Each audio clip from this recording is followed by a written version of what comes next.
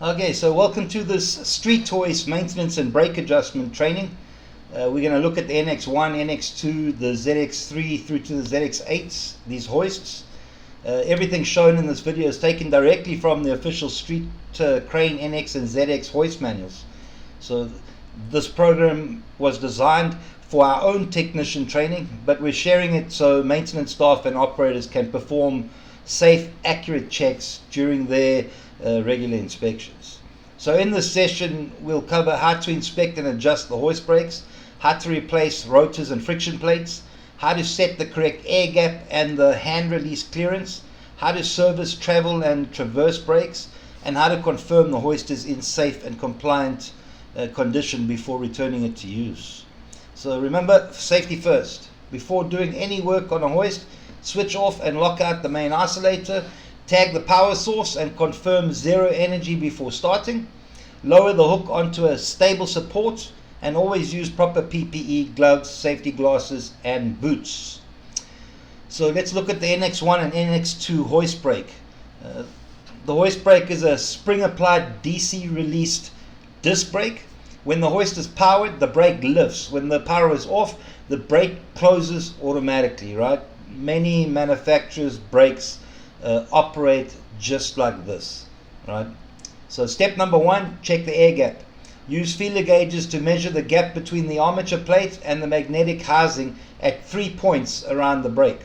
We do this for any type of brake like this, right? We went through it in the Condra manual, in the R&M training, and we went through it in the GH training.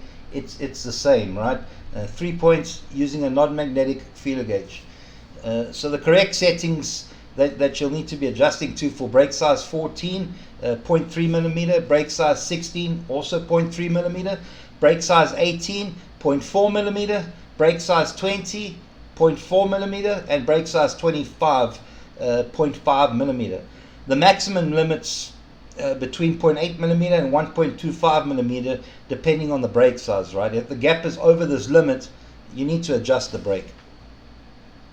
So adjusting the air gap, we need to loosen the brake mounting bolts slightly, turn the adjustment tubes evenly until the gap is back to the correct size. Then retighten the bolts and recheck the gap at 3 points, right? Take note that the 1/6 turn is equal to 0.15 millimeter conversion, right? This applies to the ZX brake, not the NX. Set the hand release clearance.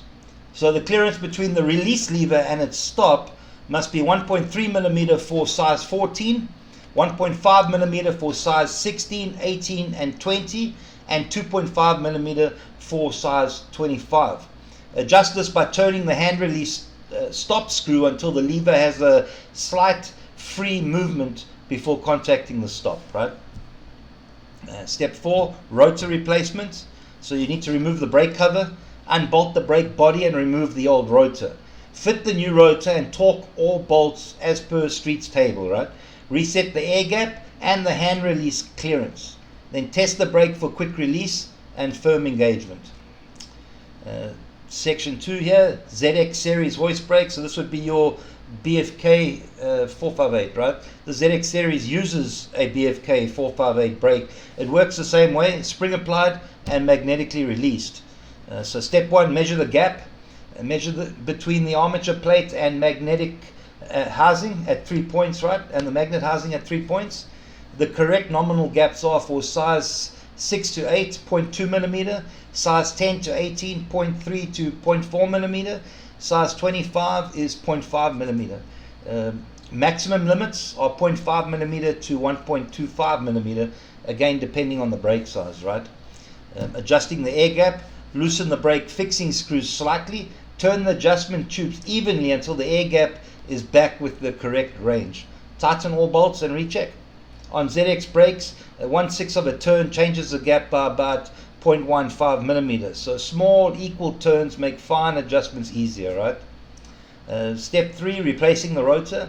If you replace the rotor, use the setting formula. Rotor thickness plus nominal air gap minus tube height equals correct setting distance, right? I'll say that again. Rotor thickness plus nominal air gap minus tube height equals correct setting distance.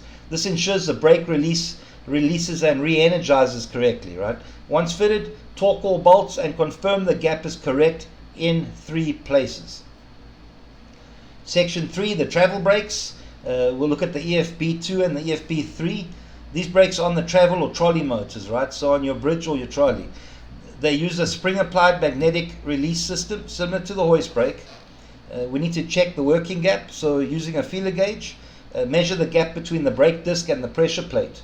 Compare it with the specification, right? Normally between 0.55 and 1.4 millimeter. Adjusting the brake using the shim method. Remove the fan guard and O-ring. Loosen the binding screws. Insert a 0.25 to 0.30 millimeter shim between the pressure plate and end shield.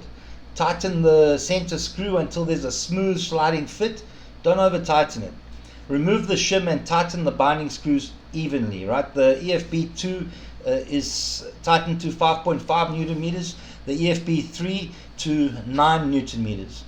Replace the O-ring and guard, then test it for smooth travel and proper stopping, right? Replacing the lining, the fan and friction lining are bonded together, right? When worn, remove the old fan unit and install the new one. Torque the screws and then recheck the gap using the same shim method. Section 4 here, NX travel brakes, so the BMGHZ types.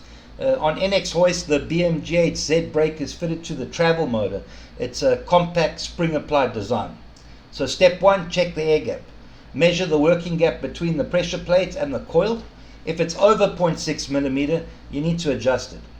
So adjusting the gap, tighten the adjustment nuts gradually until the gap is about 0.25 millimeter. Make sure you're checking it with a feeler gauge all round, right, to keep it even. Step 3, floating clearance. This is a critical step, right? After you tighten or after you set the gap, tighten the setting nut until there's a floating clearance between 1.5 and 2 millimeter. This clearance is vital. It lets the armature move freely and keep the brake from dragging during operation, right? Section 5, the traverse brake. So on the ZX6 and the ZX8, this brake is found on the traverse motors of the larger ZX6 and ZX8 hoists. The settings: nominal gap 0.2 to 0.3 millimeter, maximum gap 0.6 millimeter. Loosen the mounting screws about half a turn, adjust the thread tubes evenly to reach the correct gap, and then torque to 3 newton meters. 1/6 of a turn still equals roughly 0.15 millimeter change, right? So section 6, moving on to the final checks. After every adjustment or replacement, reconnect power and energize the brake. Make sure it lifts freely. De-energize, it should engage instantly. Check that the gap is even all the way around, right? So we've done that with our feeler gauge steps or using the shim plate. For hand release brakes, make sure the lever returns fully to its rest position and record your work in the maintenance log, right? And then section 7, standards and compliance. So the procedures that are followed here are for CSA B167 and ASME B3016, OHS regulations, right? Saskatchewan or your provincial employment act, and mines regulations, right? So that completes this street hoist brake maintenance adjustment training. Always refer to model specific street manual before making any adjustments, and follow your own company's or the customer's lockout and inspection procedures every time, right? For our own technicians, all these manuals and search functions are available in our maintenance app, right? So I hope this trainings help you understand these brakes a bit better, and we'll carry on in the practical training, right? So for advanced instruction, see our overhead crane and safety training library. This is a complete theory and technician level series, which you can find in our Venter Cranes YouTube channel, right? So you've been listening to Brad here with Venter Cranes, and I'll see you in the next video.